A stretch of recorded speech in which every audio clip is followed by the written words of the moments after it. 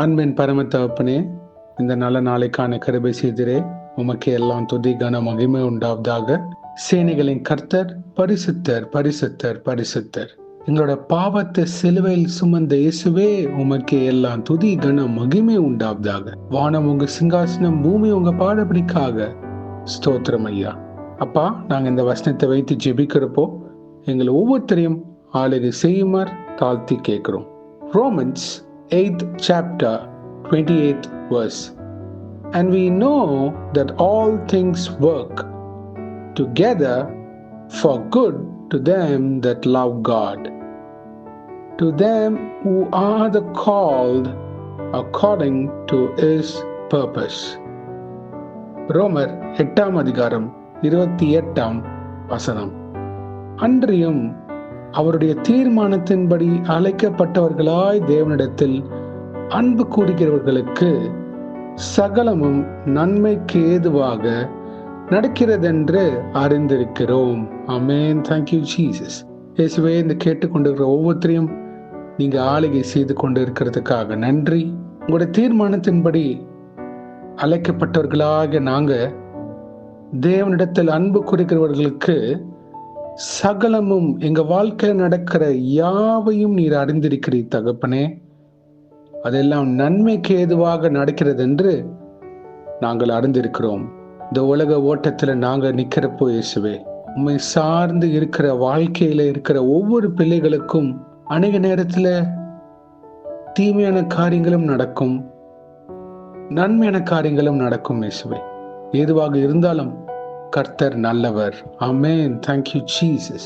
இயேசுவே, அநேக காரியத்துல இருந்து நீங்க எங்களுக்கு நிறைய கத்துக் கொடுப்பீங்க. யோசேப்பு சிறைச்சாலையில இருந்தப்போ தகப்பனே, அவர் பொறுமையோட இருந்தார். ஆனா ஏசப்பா, நீங்க அவங்களோட இருந்தீங்க. அதே போல தகப்பனே, ஒரு சில பாடுகள் எங்க வாழ்க்கையில நடக்கிறப்போ அது நன்மைக்காகவே நீங்க அனுமதித்து இருக்கிறதுக்காக நன்றி. அதை நாங்க ஏற்றுக்கொள்ள வேண்டும் இயேசுவே.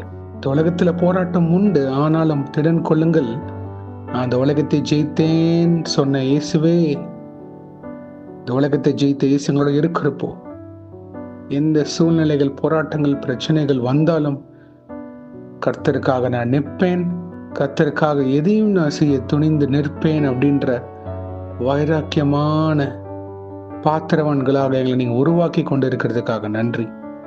உங்களுடைய வார்த்தை எங்களை ஆளுகை செய்யறப்போ நாங்க ஜெபத்துல உறுதியாக தரித்திருக்கிற பிள்ளைகளாக நாங்க சாட்சிகளாக மாறிடுவோம் இயேசுவே.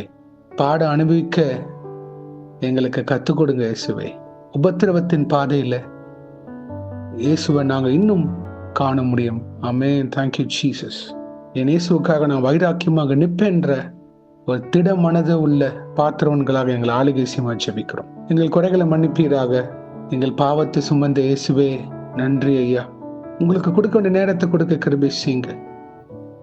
அப்பொழுது எங்க வாழ்க்கையில என்னென்ன காரியங்கள் நடக்கிறதோ, எது கர்த்தர் அனுமதிக்கிறார், எது சத்ரு எங்க வாழ்க்கையில விளையாடுறான் அப்படின்ற காரியங்கள் நாங்க புரிந்து கொள்வோம் ஐயா.